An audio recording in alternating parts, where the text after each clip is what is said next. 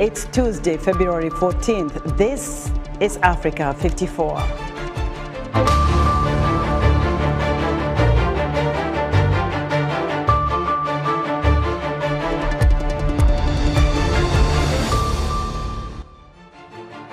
Thousands more are forced to flee their homes in Eastern Democratic Republic of Congo as the M23 rebels continue to advance and seize territory in the province of North Kivu. On Valentine's Day, Kenya's rose and carnation producers show love to Mother Earth by shifting to solar power to fight climate change. And in our health segment, we speak to an expert on the efforts to eradicate neglected tropical diseases.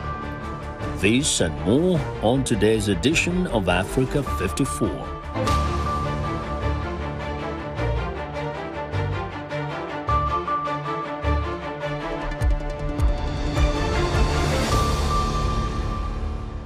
The M23 rebels in the Democratic Republic of Congo are advancing and seizing territory in the province of North Kivu. The ongoing fighting on the Western Front, which began about a month ago, is leading to massive new displacements of people. A new camp for the displaced is filling up every day in the Lakbert area on the outskirts of Goma.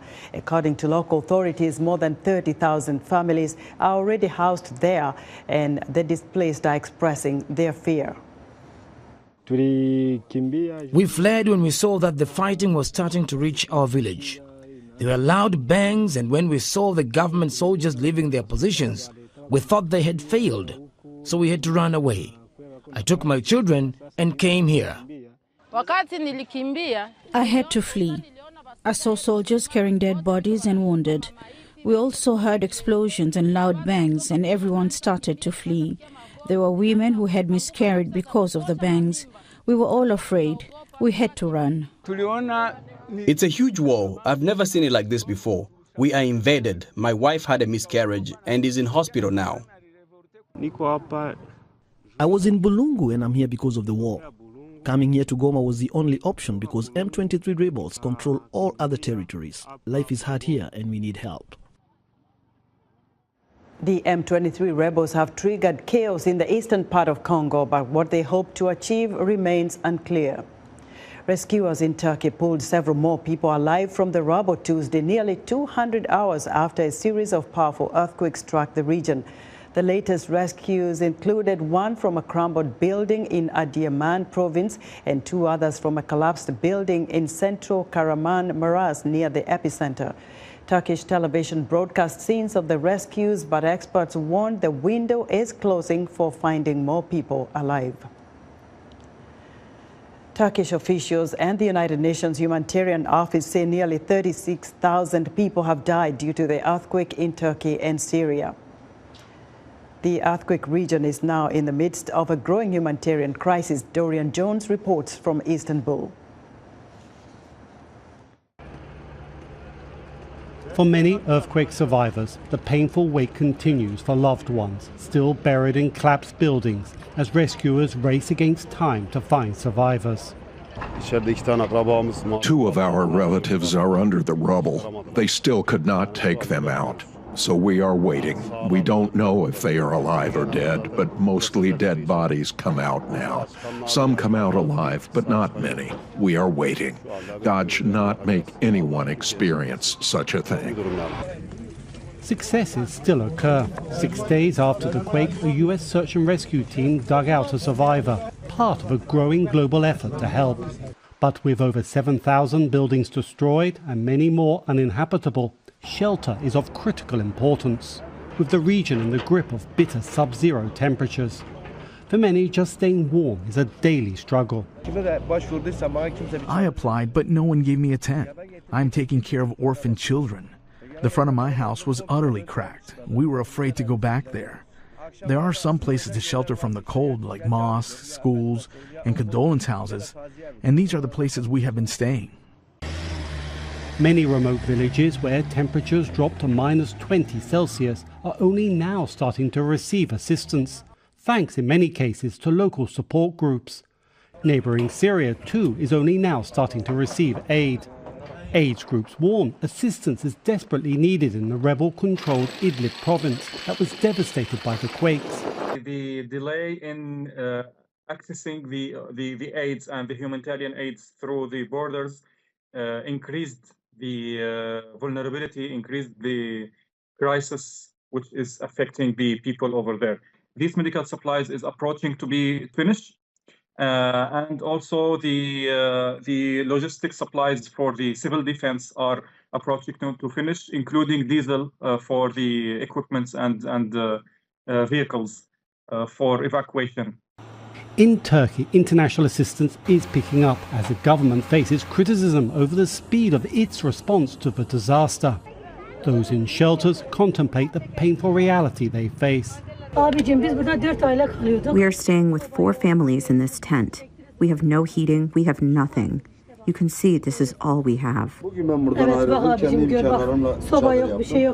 Survivors in Turkey and Syria face the prospect of having to rebuild with nothing, at a time when so many are grieving the loss of their loved ones. Doreen Jones, VOA News, Istanbul. Valentine's Day is the busiest time of the year for the flower industry in Kenya, the 4th largest exporter of cut flowers in the world. Kenya's rose and carnation producers are also showing love to Mother Earth by shifting to solar power to fight climate change. Juma Majanga reports from Nakuru. It's a beehive of activity at AgriFlora Kenya, a flower factory in Nakuru County, the heartland of Kenya's floriculture industry. It's almost Valentine's Day, the busiest time of the year for flower growers around the world.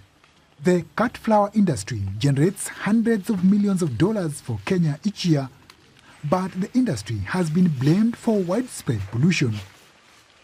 The industry has been under a lot of scrutiny, both locally and internationally, and we've had to deal with a lot of issues of environmental pollution, worker or human rights violations. Environmentalists say industries in Africa have the opportunity to go green. To focus on leveraging clean energy solutions, sun, hydro, geothermal. And when you look at the flower industry, especially in Kenya, it's actually getting into the space of clean energy.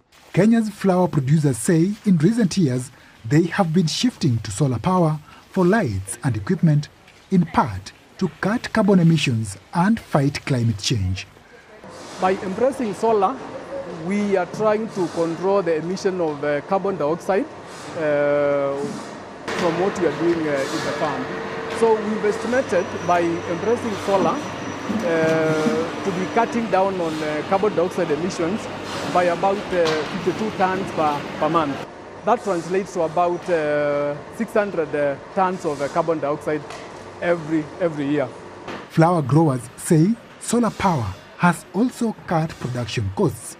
Our normal cost of power for all farms ranges between $90,000 to $100,000 a month. And now we are looking at, if you do 40%, we are saving an estimate of around $40,000 a month. Despite efforts to shift to solar power, private businesses like AgriFlora say they cannot store all the power they can harness. Industry officials say that's because under current law, businesses are not allowed to store excess solar power on the national grid for future use. Environment experts say governments in Africa need to do more to incentivize and promote solar uptake. The flower industry that you mentioned, investing in clean energy and specifically solar, and making their full operation 100% solar, needs to see what they're going to gain by moving away from their current operations to clean energy operations. The lower electricity costs from solar power would mean even bigger profits during peak periods like Valentine's Day. Valentine is very important in the flower calendar. It's the time when, of course, it's the time for love, but at the same time, it's a time for the growers to really make up for highest sales in the season. As consumers learn more about sustainability and climate change, environmentalists say flower growers, like other industries, will have even more incentive to go green. Juma Majanga for VOA News, Nakuru, Kenya. Now let's turn our attention to U.S. Black History Month. It is an annual celebration of achievements by African Americans and a time to recognize their critical role in the American history. This year's theme is Black Resistance. For more on how this month is being commemorated, I'm joined by VOA's Ignatius Ano, who is standing live at National Museum of African American History and Culture. Hello, Ignatius. Hi, Esther. First of all, happy Valentine's Day to you. I got some roses here. I may share one with you later. All right, thank you so much. Now, you're standing at a very significant building in this country. Tell us exactly, because this is historic. Tell us, what is the significance of that building as we commemorate the Black History Month? All right, Esther, thank you for having me. So, as you rightly said, that is the National Museum of African History and Culture. It was unveiled in September 2016 as a learning center to provide what they are calling the true version of history of African Americans in the United States. As you can see, it is made of iron work, and it was put together by 3 architects, 2 Americans and 1 Ghanaian British, David Ajayi, inspired by Yoruba bronze somewhere in West Africa. As I said, it houses more than 40,000 artifacts that essentially chronicles the story of African Americans in the 1400s, from where they came from in West Africa all the way to the United States, their struggles, their success stories, and the achievements. It is essentially a learning and giving people the opportunity to know the true history of African Americans in the U.S. And what are you learning? I see a line behind you. What are you learning from those who are visiting the museum today about this, how they are commemorating this Black History Month? Esther, early on I spoke to a middle-aged couple, actually non-Black people, to ask them exactly why they decided to be here, especially as the country celebrates Black History Month. And they said to me, actually, this is the second time we're coming. This particular edifice is a powerful space. The reason they came again is to unlearn what they were taught in school. They said false history was given to them, and for them, this offers the opportunity to really know the history for themselves and pass that on. It is such an honor to speak with 2 couples, Benjamin and Renee. They are coming all the way from Philadelphia. Please join me shortly for us to understand exactly what informed their decision to be here on a particular occasion like Black History Month. Come closer, Benjamin and Renee. So come here, just come here. Benjamin, thank you for joining us. You are Benjamin, and I believe you're into transportation. Correct. So what informed your decision to be here as such a month like Xavier? I mean, why not come to the African American Museum during Black History Month? I mean, that's where I'm going to get most of my knowledge from. I mean, even though I've gained knowledge throughout all of my education, I mean, I don't know it all. I wanted to see if they really have vibranium in here. Okay, and this is Renee. Renee, you are? I am from Philadelphia. I'm in communications and public relations. And you are not African American. I'm not. So I want to find out what was on your heart as you step foot at the Sure. side.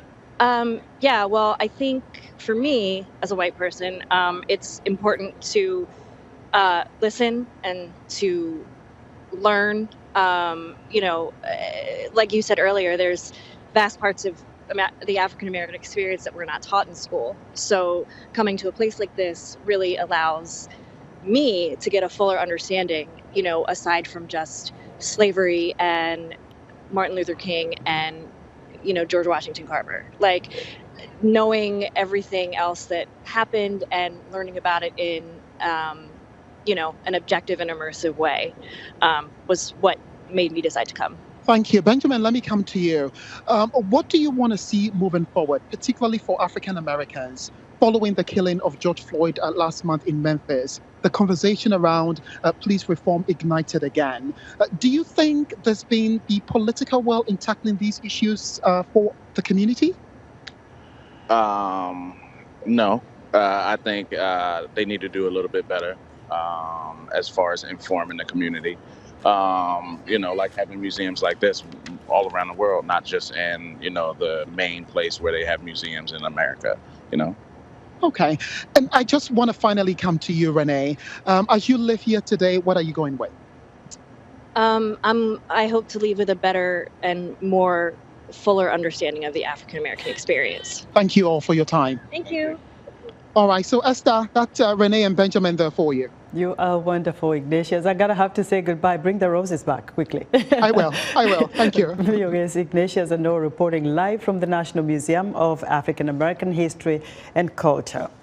We're excited to hear what you think about Africa 54 and all our VOA Africa programs on our website at voaafrica.com. Still to come, neglected tropical diseases can be debilitating and deadly. Stay with us.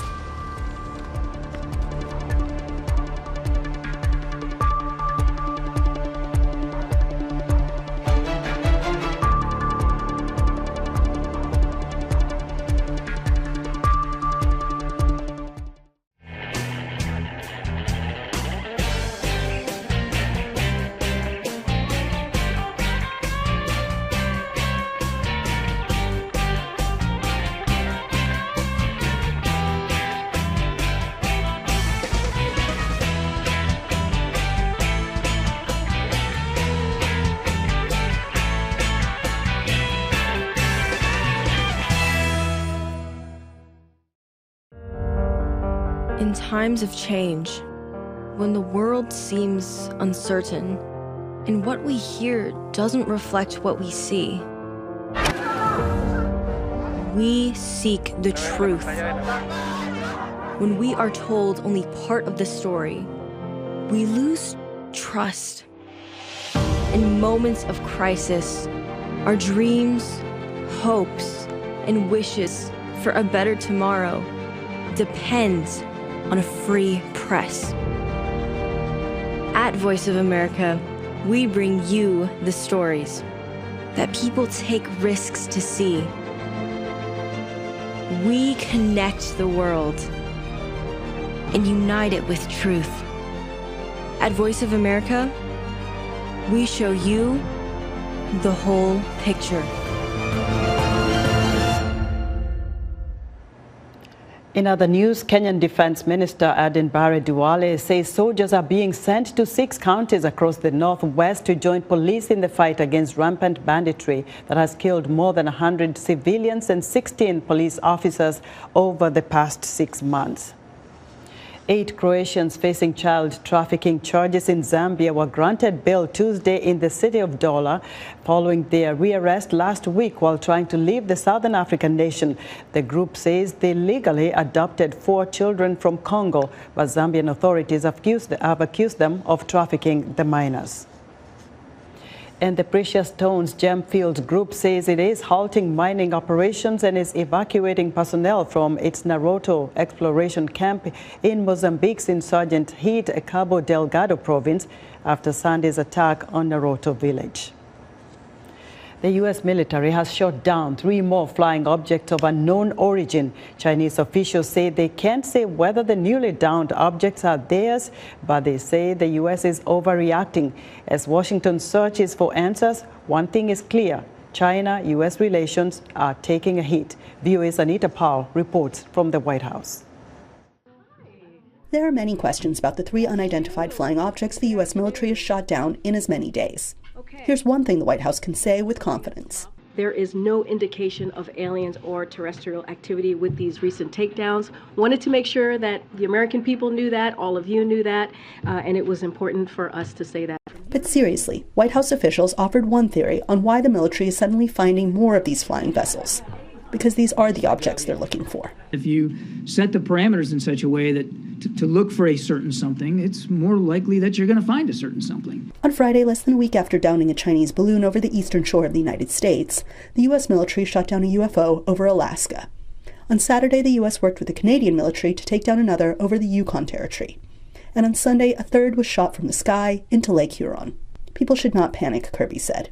We do not assess that these most recent objects posed any direct threat to people on the ground. and we are laser focused on confirming their nature and purpose. But if the truth is out there, it's clouded by China's anger over what they say is unfair U.S. punishment for a weather balloon that simply drifted off course and across the entire continental U.S. On Monday, China's foreign ministry spokesperson Wang Wenbin accused Washington of being trigger-happy.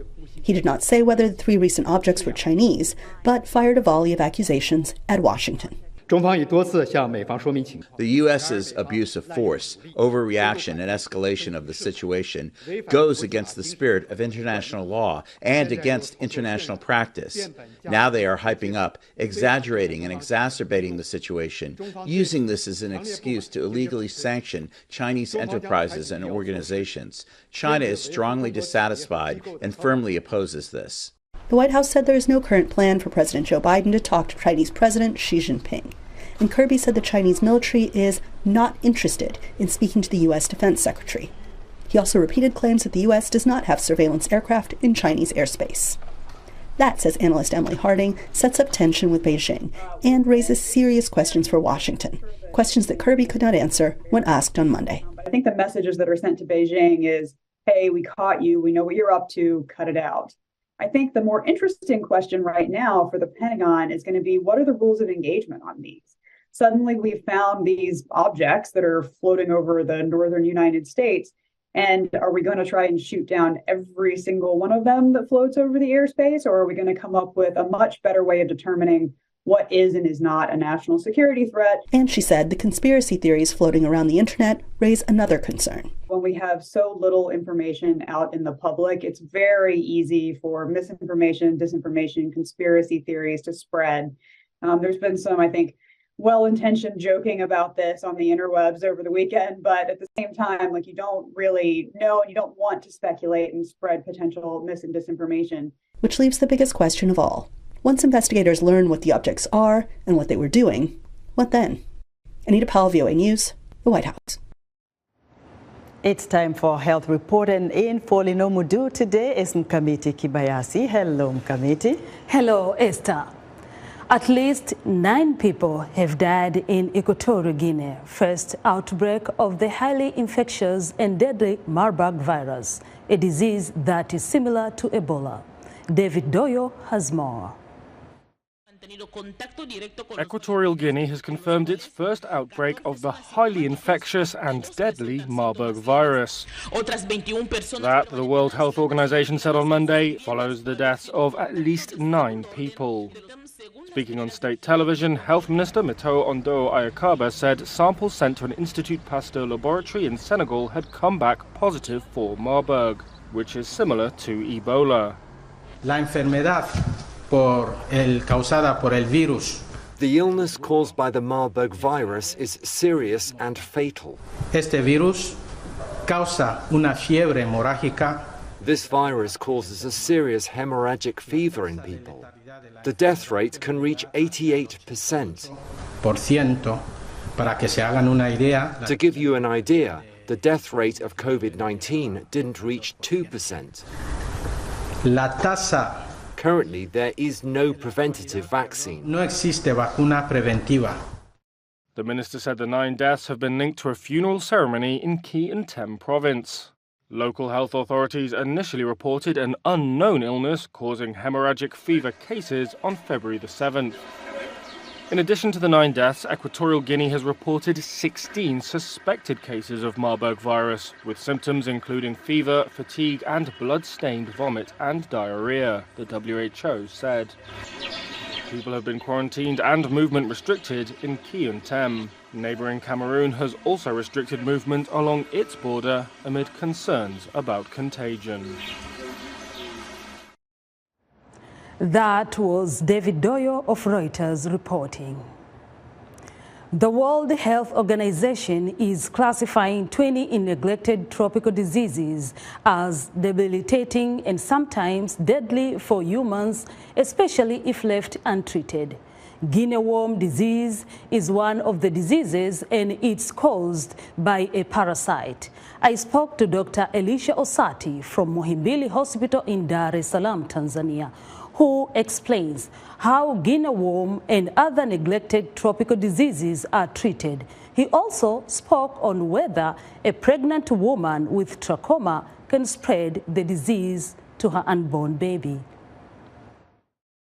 Neglected diseases, first there are a lot. There are a lot of neglected diseases worldwide. In Tanzania here we consider five of them.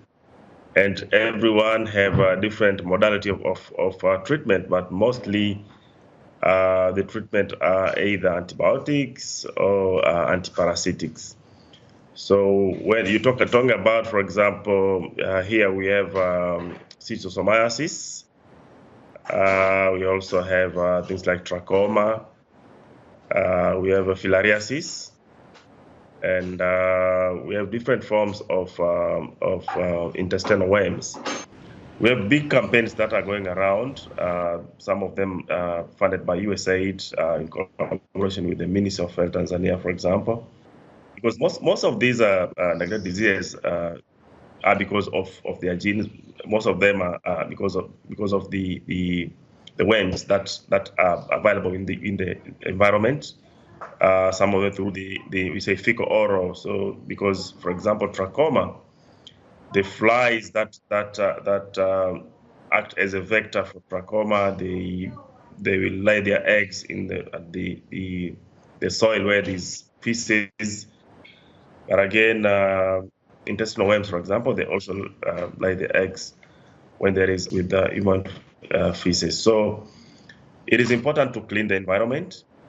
So that's one that can help us, and through the health education to eliminate people to clean their hands. You know, the trachoma, for example, can be transmitted from a mother who is caring for a child. This is why it has been called a nursery disease. So it cannot travel through the placenta, but after a child has been born, it can be transmitted from a child to mother or from mother to child by the contact, because it can be transmitted through the contacts. If you touch your eyes and then you touch again eyes of somebody else, you can get a trachoma. So it's not possible to be transmitted to unborn child, but a child that is a nursing mother can transmit to a child. African countries are making significant progress in tackling neglected tropical diseases in 2022, including in Togo for Guinea worm and trachoma. Rwanda, Uganda, and Benin have managed to eliminate sleeping sickness. The WHO has released a plan to control or eliminate NTDs by 2030. Back to you, Esther. Thank you very much, Mkamiti. And be sure to watch Africa 54's health reports every Tuesday. That's our show for today. We invite you to watch Africa 54 on our website at voaafrica.com. From all of us here in Washington, thank you for watching. Happy Valentine's Day.